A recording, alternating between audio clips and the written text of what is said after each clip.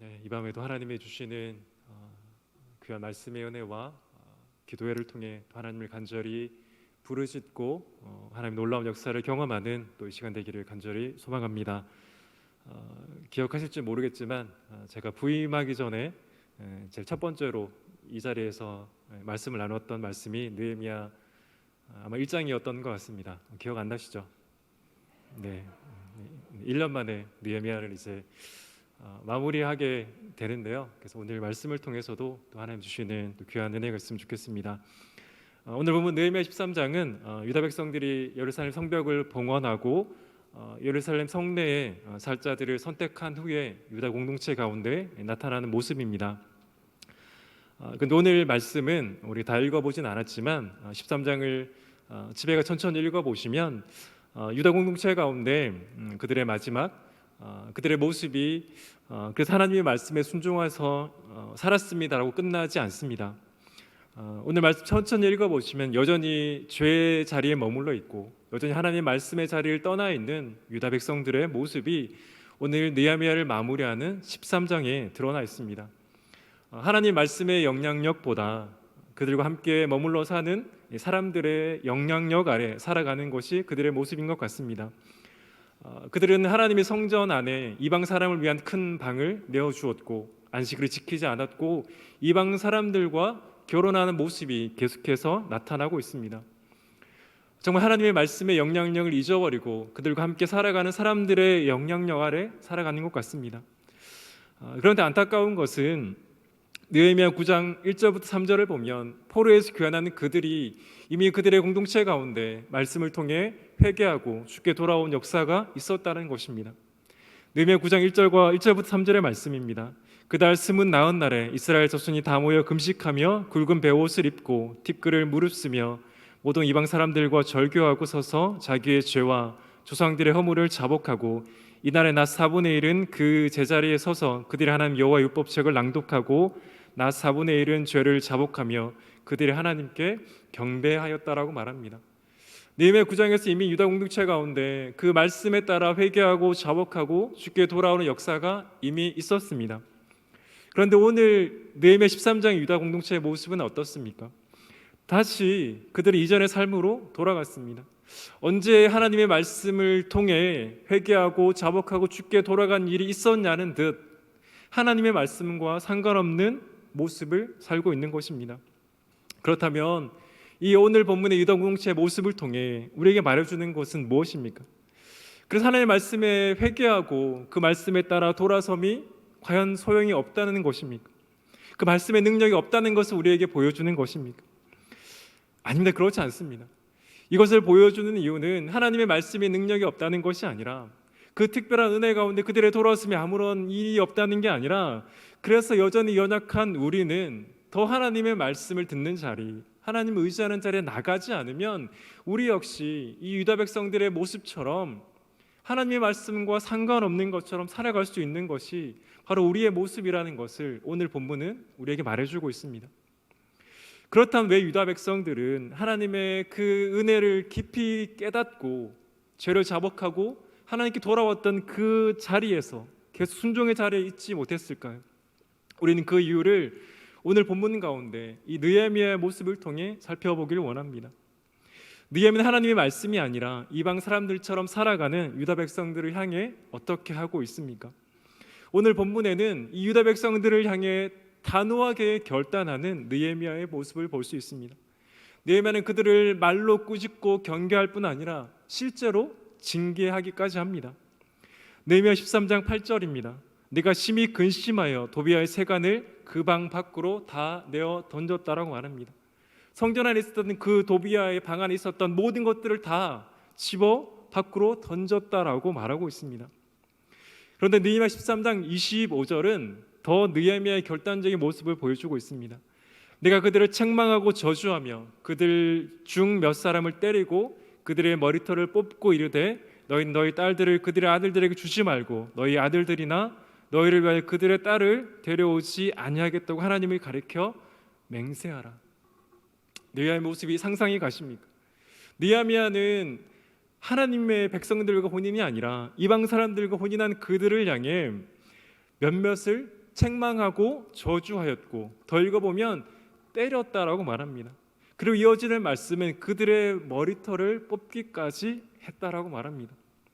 사랑하는 성도 여러분, 백성의 지도자가 백성들을 때리고 머리털을 뽑는 것이 상상이 가십니까? 또 말씀을 읽으면서 어떻게 백성의 지도자가 백성들을 때리기까지 하고 머리털을 뽑았다라는 이 말씀까지 할 수 있을까를 궁금하게 생각해 볼 수밖에 없었습니다. 그런데 사랑하는 성도 여러분, 우리가 생각할 것은 느헤미야가 어떻게 이렇게까지 할 수 있었느냐가 아니라 왜 느헤미야가 이렇게까지 했을까를 우리는 생각을 해야 되는 것입니다. 느헤미야가 자신의 유익을 위해서 그랬을까요? 느헤미야는 자신의 유익을 위해서 백성들을 향해 저주하고 책망하고 때리고 머리털을 뽑기까지 한 것이 아닙니다.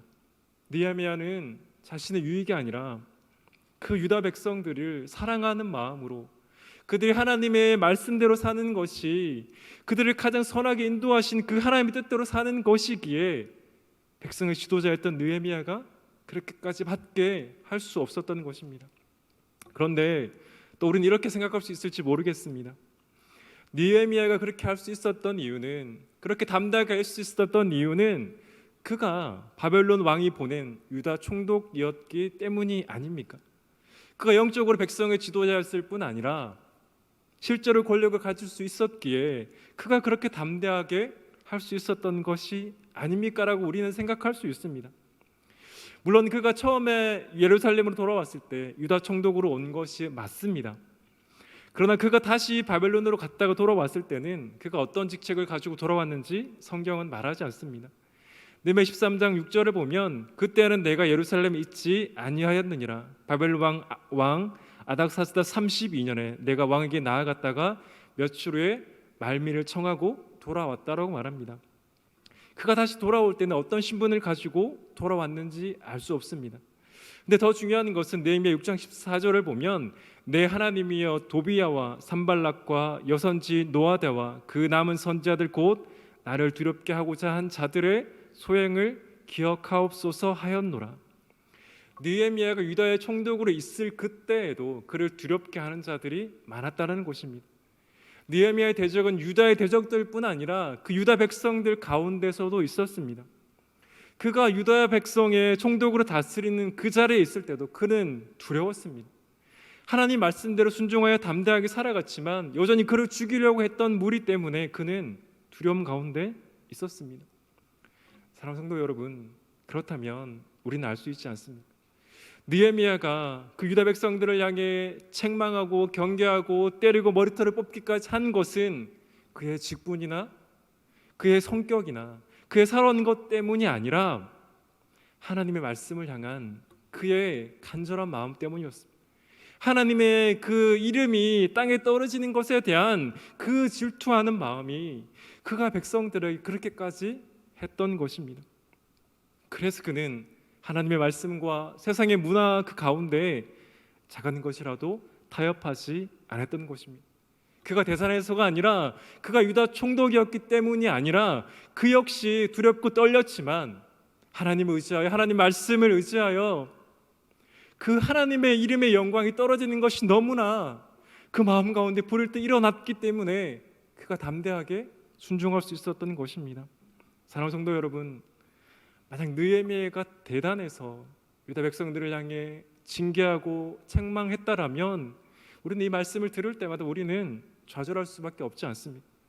우리의 모습은 느헤미야의 모습보다 하나님의 말씀을 떠나고 믿음과 문화 가운데 정말 작은 타협을 하기가 너무나 쉬운 우리의 모습이 아닙니까? 그러나 그렇지 않습니다. 느헤미야가 대단한 것이 아니라 그의 하나님을 향한 그의 하나님의 말씀을 향한 그의 간절함이 그가 그렇게 할 수 있었던 것입니다. 그렇다면 사랑하는 성도 여러분, 우리도 그렇게 살 수 있지 않겠습니까? 물론 쉽지 않습니다. 왜 유다 백성들이 하나님의 말씀이 아니라 그들 가까이 살았던 그 이방 사람들처럼 살았겠습니까? 그들이 생각하기에도 그랬고 그들이 보기에도 그랬고 그들이 살아가는 모습이 충분히 괜찮아 보였기 때문입니다. 왜 그들이 하나님의 성전에 그 큰 방을 암몬 사람 도비야에게 내어주었겠습니까? 그들이 하나님의 말씀에서 그것을 금하는 것을 몰라서가 아닙니다. 그들은 알았습니다. 그러나 그것을 내어줌으로 그들은 그 도비아에게 큰 대가를 받았을지 모릅니다. 어쩌면 도비아가 그들을 지켜준다라고 말했을지도 모릅니다. 그래서 하나님보다 그들 눈앞에 있는 도비아가 그들을 더 안전하게 해줄 것이라는 생각이 있었을지 모르겠습니다. 그들이 왜 안식일을 지키지 않았습니까? 일을 하지 않아야 그 안식일을 지키지만 하나라도 더 쌓아두는 것이 그들을 안전하게 하고 보호한다는 생각이 들지 않았겠습니까? 그들이 왜 이방 사람들과 결혼을 했겠습니까? 그것이 그들의 안전을 보장해 준다라고 생각을 했기 때문에 그들은 이방 사람들과 결혼을 했던 것입니다. 그들 나름대로의 충분한 이유가 있었습니다. 아무런 이유 없이 그들이 이 모든 것을 했던 것이 아닙니다. 그런 사랑하는 성도 여러분, 그럼에도 왜 우리가 그렇게 하지 말아야 합니까? 그것은 우리가 세상 사람들이 아니라 하나님의 백성이기 때문입니다. 하나님의 백성들은 어떻게 살아야 합니까? 하나님의 백성들은 하나님의 말씀대로 사는 자들입니다. 그리고 하나님의 말씀대로 살 때 하나님 우리의 삶을 가장 선하게, 가장 아름답게 인도하기 때문입니다. 그래서 느헤미야는 여전히 두렵고 떨리지만 담대하게 백성들을 향해 선포하는 것입니다. 하나님께로 돌아오라고, 하나님의 말씀대로 살라고 느헤미야가 담대하게 선포했다는 것입니다. 사랑하는 성도 여러분, 우리 하나님의 말씀대로 살아야 합니다. 하나님 말씀대로 사는 것이 때로는 어리석게 보이고 때로는 손해보는 것처럼 보일 때도 있지만 사랑하는 성도 여러분, 그렇지 않습니다. 성경이 그것을 우리에게 분명하게 보여주고 있습니다. 그렇다면 느헤미야가 하나님 말씀대로 살지 않는 그 유다 백성들을 향해 담대하게 선포했던 그 이유를, 그의 하나님을 향한 믿음이 그의 말씀을 향한 신뢰함이라고 말씀을 드렸는데 구체적으로 어떤 믿음이었을까요? 오늘 본문 13장을 보면 3번이나 반복되게 나오는 느헤미야의 기도가 있습니다. 그것은 14절과 22절과 31절에서 나오는 느헤미야의 기도입니다. 그 기도는 내 하나님이여 나를 기억하옵소서라는 기도였습니다. 느헤미야는 여러 가지 것들을 할 때마다 하나님께 기도했습니다. 하나님, 나를 기억해 주십시오. 하나님, 나를 기억해 주십시오라고 느헤미야는 계속해서 하나님께 기도했습니다.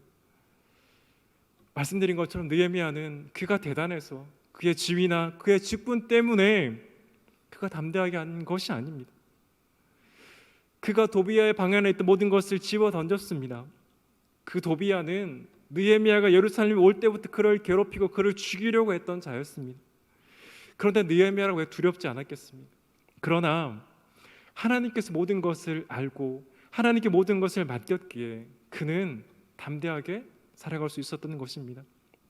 사랑하는 성도 여러분, 골리앗 끝장내기라는 책을 쓴 루이 기골리오라는 작가가 있습니다. 그는 그의 책에서 이렇게 말했습니다. 예수님은 우리와 이 싸움을 하는 날에 동행하시며 우리에게 필요한 모든 것을 공급해 주시는 무한한 근원이시다. 다만 싸움은 여전히 진행형이다. 죽은 거인들도 여전히 우리를 모욕할 수 있기 때문입니다. 이 저자가 이 책에서 말하는 것이 무엇입니까? 우리가 싸움을 하고 있다라는 것입니다. 그런데 그 싸움에서 예수님이 어떻게 하고 계십니까? 바로 우리와 동행하고 계시다라고 말합니다. 우리는 이 영적인 싸움을 싸워야 합니다. 그러나 그 싸움은 우리의 힘으로 하는 싸움이 아니라고 우리에게 말해주고 있습니다. 우리에게 무한한 힘을 공급해 주시는 분이 계시는데 그분이 바로 저 여러분의 구주 되시는 예수 그리스도이십니다. 우리는 영적으로 육적으로 연약하고 지치고 쓰러질 수밖에 없는 연약한 자들입니다. 그러나 무엇을 말합니까? 우리 주님은 저와 여러분과 함께 하고 계시다라고 말합니다. 우리는 싸움의 현장에 있습니다. 그러나 우리 힘으로 싸우는 것이 아니라 주님이 주시는 힘으로 싸운다라고 말합니다. 또 여기서 하나 주목해야 될 것은 이 싸움은 현재 진행형이라는 것입니다. 우리는 주님이 우리를 부르실 그날까지 계속해서 이 싸움의 현장 가운데 있습니다. 영적인 현장, 싸움의 현장 가운데 우리는 항상 있을 것입니다. 그러나 우리 기억할 것이 무엇입니까? 주님께서 이미 승리하셨습니다. 그리고 주님이 다시 올 때까지 우리는 이 싸움을 싸워야 하지만 우리는 이미 그 승리하신 싸움을 싸우고 있다라고 말하고 있습니다. 사랑하는 성도 여러분, 느헤미야 역시 이 싸움의 자리에 있었습니다. 그러나 그 역시 그의 힘으로 그의 능력으로 싸웠던 것이 아니라 그에게 힘을 주시고 그와 함께 하시는 그 예수 그리스도께서 그를 대신해서 싸워 주셨습니다. 그래서 그가 담대할 수 있었던 것입니다. 그래서 그가 내 하나님이여 나를 기억하옵소서라고 반복해서 기도했던 것입니다. 사랑하는 여러분, 우리는 오늘도 이 영적 싸움을 싸웠고 주님께서 우리를 부르신 그날까지 이 영적 싸움을 싸워 가야 합니다. 그러나 우리는 이 싸움의 현장 가운데 타협해서는 안 됩니다. 믿음에 타협을 해서는 안 됩니다. 잠깐의 아주 작은 것이라 우리는 타협을 해서는 안 됩니다. 그 조그마한 것의 타협은 결국은 우리를 믿음 가운데 이탈하게 할 것입니다. 우리는 하나님의 말씀대로 살아가야 합니다. 그러나 말씀드리는 것처럼 그 싸움은 우리가 싸우는 싸움이 아니라 저와 여러분을 사랑하시고 저와 여러분을 위해서 자신의 목숨을 내어주시고 그래서 지금도 저와 여러분과 함께 하시는 그 예수 그리스도께 주시는 힘과 능력으로 싸우는 것입니다. 히브리 4장 14절부터 16절에서 이렇게 말합니다. 그럼 우리에게 큰 대제사장이 계시니 승천하신 이 곧 하나님의 아들 예수시라. 우리가 믿는 도리를 굳게 잡을지어다. 우리에게 있는 대제사장은 우리 연약함을 동정하지 못하실 리가 아니요 모든 우리의 똑같이 시험을 받으신 이로되 죄는 없으시니라. 그럼 우리는 긍휼하심을 받고 때를 따라 돕는 은혜를 얻기 위하여 은혜의 보좌 앞에 담대히 나아갈 것이니라. 아멘. 골리앗 끝장내기 말씀드린 그 책에서 그 저자는 다시 한번 이렇게 말합니다. 거인에게서 시선을 떼어 예수님께 시선을 고정하는 순간 우리의 소망이 우리 자신에게서 예수님께로 옮겨가는 순간, 그 순간이 바로 놀라운 변화의 출발점이라고 말합니다. 거인에게 시선을 떼어 예수님께 시선을 고정하는 순간 우리의 소망이 우리 자신에게서 예수님께로 옮겨가는 순간, 그 순간이 바로 놀라운 변화의 출발점이라고 말하고 있습니다. 사랑하는 성도 여러분, 우리 여전히 그 믿음의 싸움을 싸우고 있습니다. 그 느헤미야가 싸웠던 그 현장 가운데 우리 역시 동일하게 서 있습니다.